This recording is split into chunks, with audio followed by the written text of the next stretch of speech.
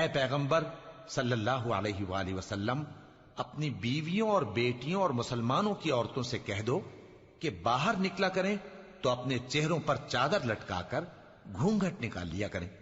यह चीज उनके लिए मूजिब शनाख्त तो इम्तियाज होगी, तो कोई उनको ईजा न देगा, और अल्लाह बख्शने वाला है, मेहरबान है। अगर मुनाफिक और वो लोग जिनके दिलों में रोग है और जो मदीने के शहर में बुरी बुरी खबरें उड़ाया करते हैं अपनी हरकतों से बाज ना आएंगे, तो हम तुमको उनके पीछे लगा देंगे, फिर वो तुम्हारे पड़ोस में न रह सकेंगे मगर थोड़े दिन।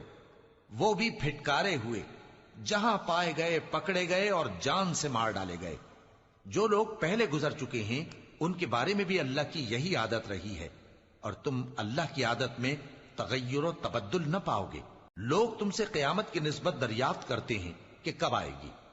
कह दो कि उसका इल्म अल्लाह ही को है,